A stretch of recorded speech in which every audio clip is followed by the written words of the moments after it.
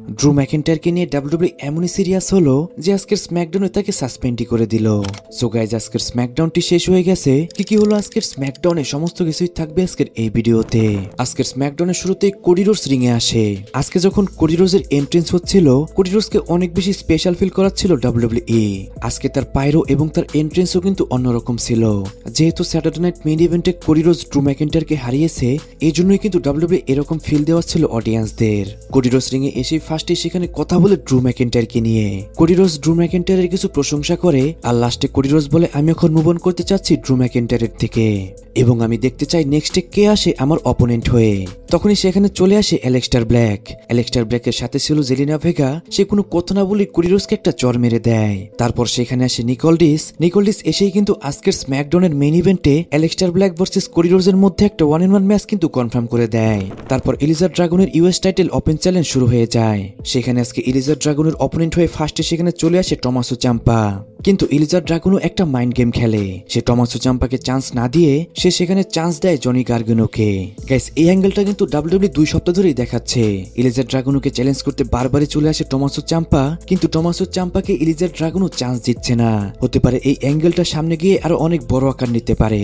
যাই হোক, এলিজা ড্রাগনো এবং কি জনি গার্গানোর ম্যাচটা কিন্তু মোটামুটি ভালোই হয়। ম্যাচের মধ্যে দুইজন সুপারস্টারই রেসলিং ওয়াইজ অনেক ভালো একটি ম্যাচ সবাইকে উপহার দেয়। কিন্তু লাস্টে এলিজা ড্রাগনো তার ফিনিশার হিট করে এই ম্যাচটার মধ্যে উইন করে তার টাইটেলটিকে রিটেন করে নেয়। তারপর ব্যাকস্টেজে আমরা নিকোলডিস এবং সেমিজেনকে দেখতে পাই।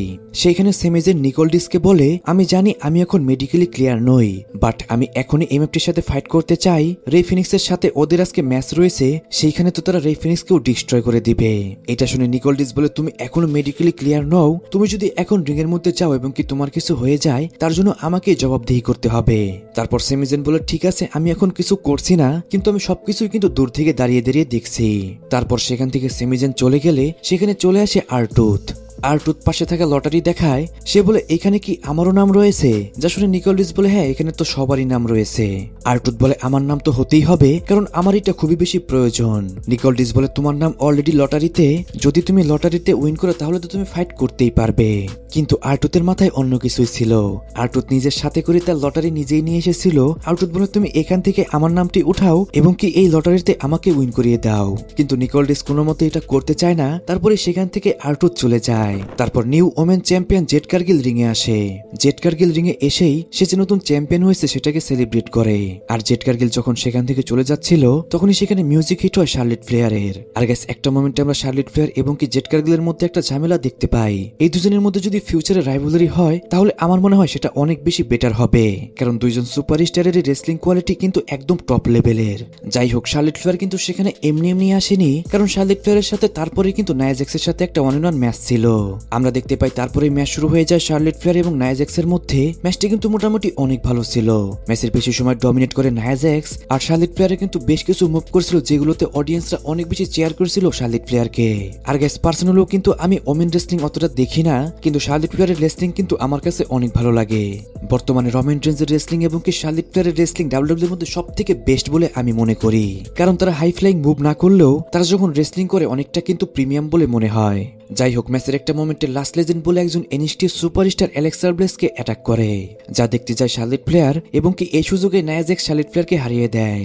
আর গাইস, এটা দেখে কিন্তু এইটা মনে হচ্ছে সামনে কিন্তু আমরা লাস্ট লেজেন্ড এবং কি নায়া জ্যাক্সের মধ্যে একটা ট্যাগ টিম দেখতে পারি। তারপর জন সিনা লাস্ট টাইম ইজ নাও টুর্নামেন্টের জন্য 2টি ম্যাচ কনফার্ম হয়ে যায়। একটি ম্যাচে 2 time grand slam champion the Miz versus জেউসের মধ্যে ম্যাচ কনফার্ম হয়। আরেকটি ম্যাচে মেগাস্টার এলেনা নাইট ভার্সেস একজন মিস্ট্রি অপোনেন্টের সাথে ম্যাচ কনফার্ম হয়। আর গাইস, এই 2টি ম্যাচ কিন্তু আমরা নেক্সট উইক দেখতে পারবো।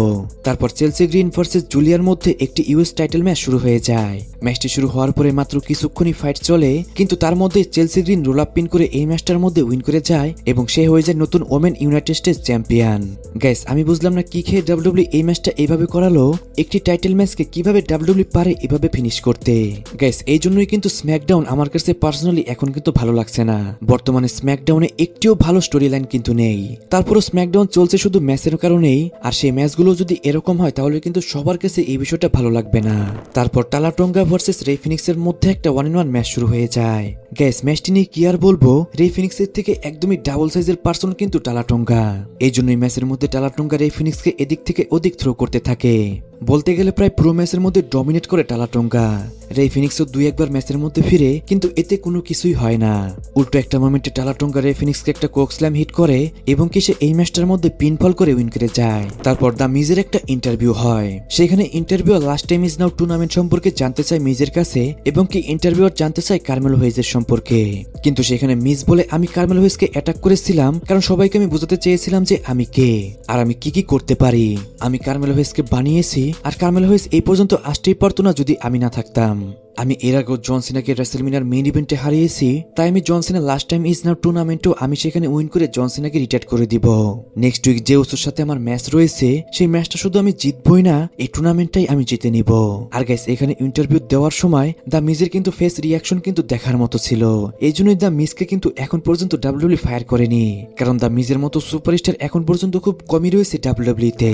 তারপর আজকের মেইন ইভেন্টে অ্যালেক্সটার ব্ল্যাক ভার্সেস কোডি রোজের মধ্যে 1-on-1 ম্যাচ শুরু হয়ে যায়।